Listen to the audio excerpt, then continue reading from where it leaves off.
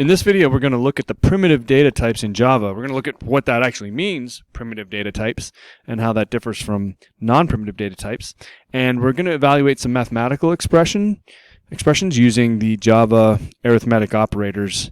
And lastly, we're going to what we call cast values and look at what that means in dealing with decimal numbers and integers together. So the vocabulary we want to pay attention to today is primitive, the word declaration, and then we're also going to look at the max and min values for integers, and again, this idea of casting. So what is a primitive? So when we say the word primitive, what we really mean is just like a basic building block. So in Java, there are certain types of data that serve to be the foundation for all other more complicated types of information. And so these particular types are the following. Integers,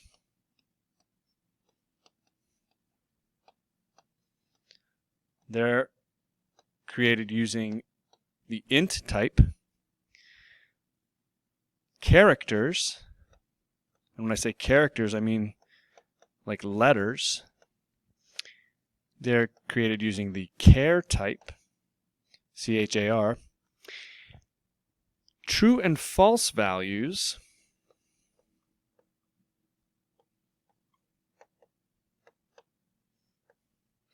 these are denoted or created with the Boolean type. And lastly, decimal or floating point values.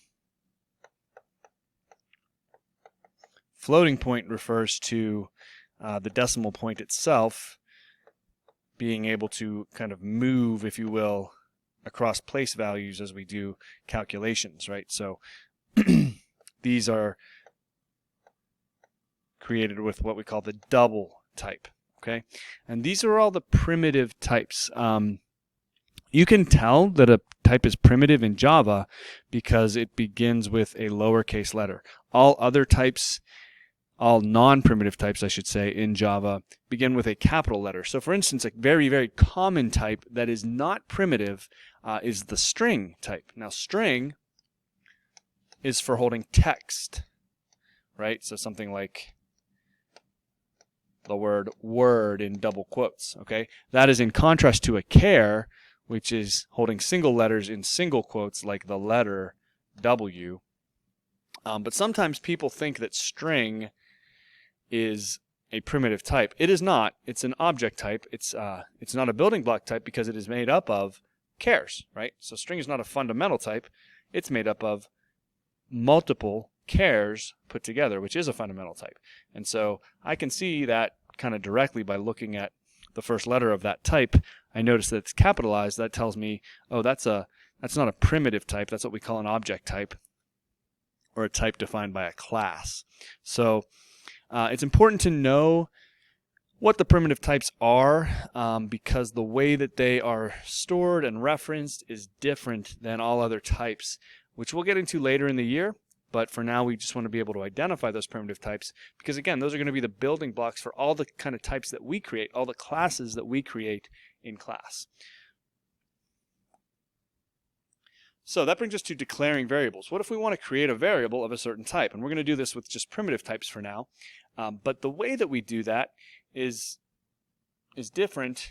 Well, we never even had to do this in Python. So if you're coming from Python and we wanted to use a variable, we could just simply say something like a equals 5.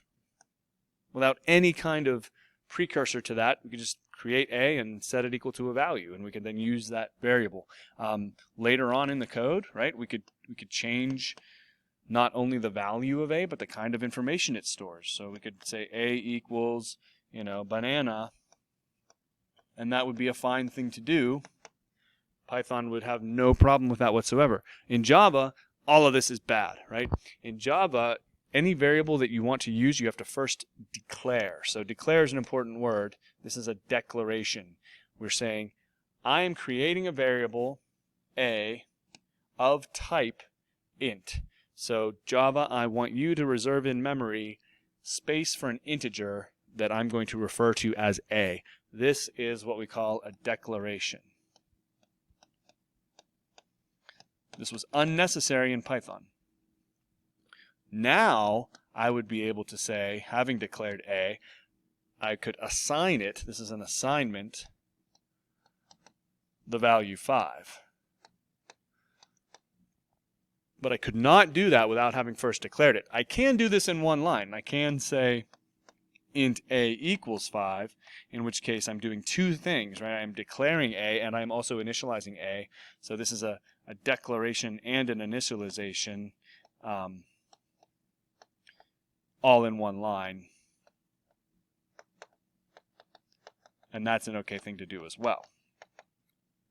Okay, but we cannot do an assignment without having first declared. Additionally, it would not be okay to later on say A equals banana, because banana is not an int. Okay, and so this would not be legal. Even though I've declared A already, I've declared it to be an int, and banana is a string. Strings take up different amounts of memory than ints. I didn't reserve space for the word banana when I declared A as an int. This just doesn't fly in Java. So there are some things that we have to get used to if we're coming from Pythonville as we move into Java land here. So yeah, this is declaration. We also could not, just as a for instance, redeclare A. So if I said, oh, well, I want string A to be a string now, and now I can set it to banana. No.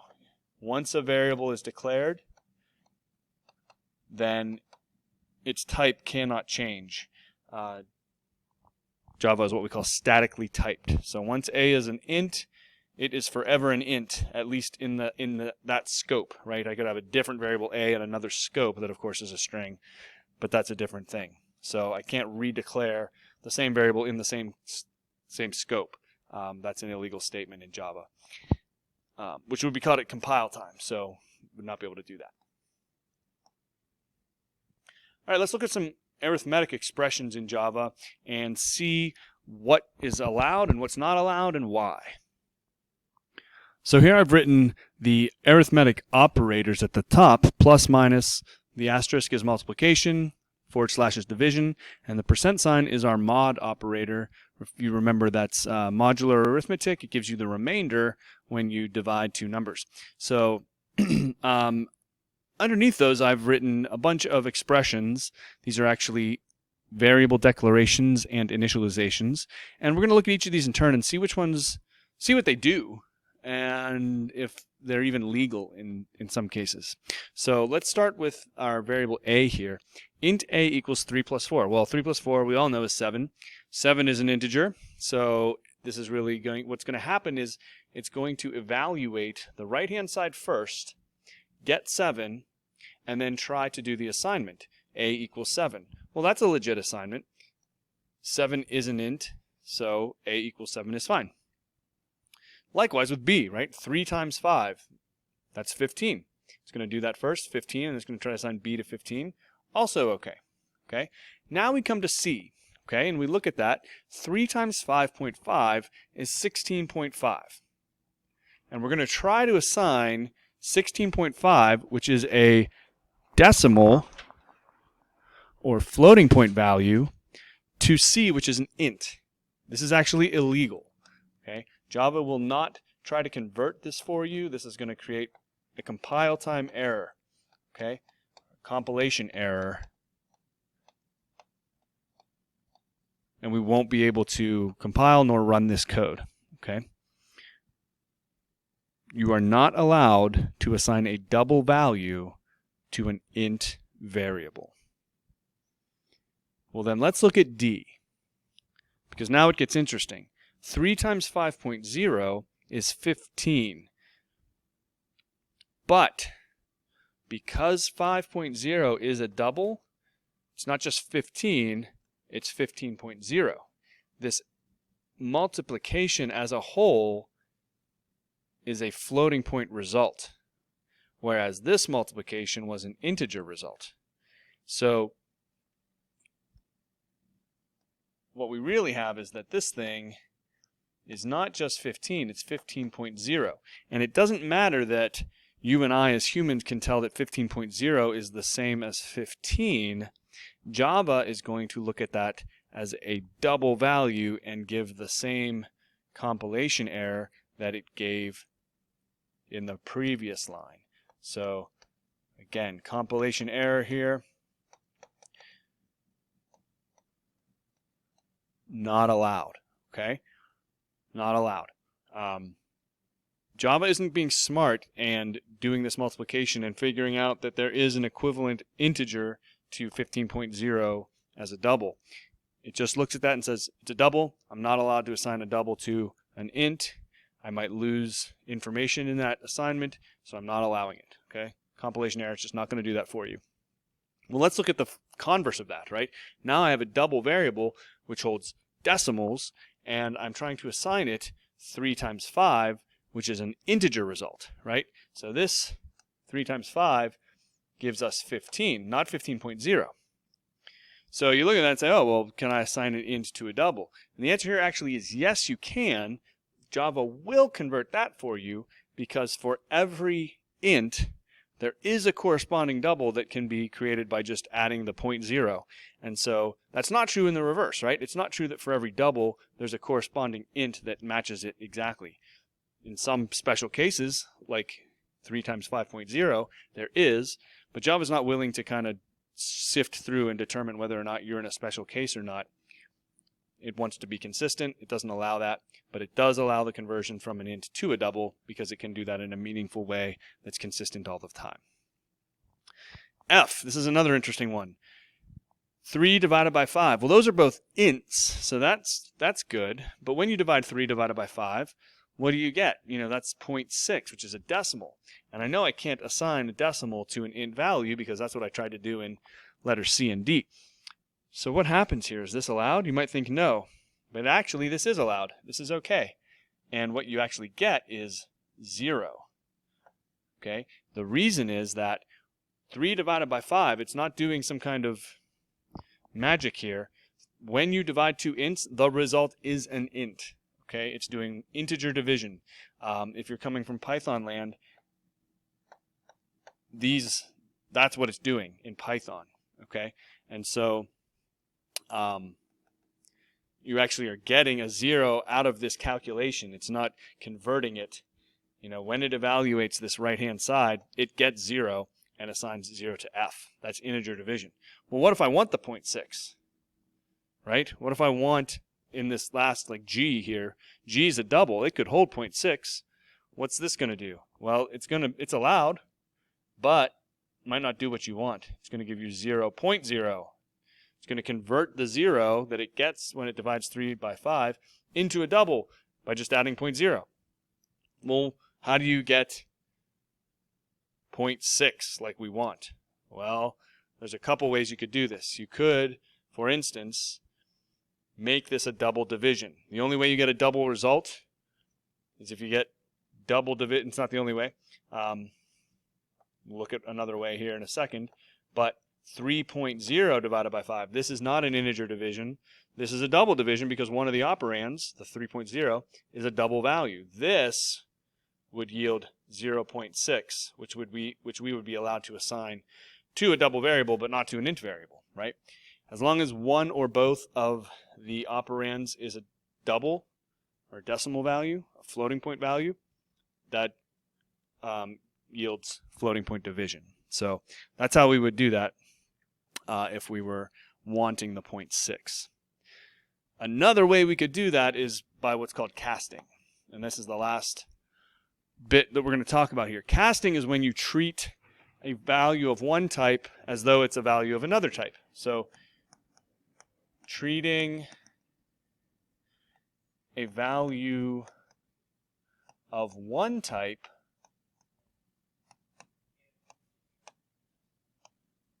as though it is of another type.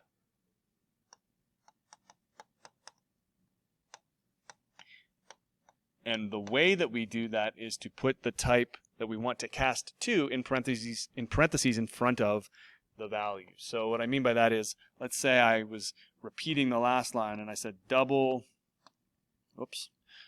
G equals 3 divided by 5, but I wanted the 0.6. Well, I could cast the 3, for instance, as a double, and that would get the job done. So let's just kind of fix that. I could type it like this, or write it like this: double in parentheses 3 divided by 5. And that cast takes precedence actually over the division. So this happens first, double 3. This is the same as saying 3.0 divided by 5. Okay? And so we can treat it that way. Likewise, if you wanted to take a value that was a floating point and turn it into an int, you could cast that way too. So I could do something like int, a equals 3 times 5.5, like we talked about.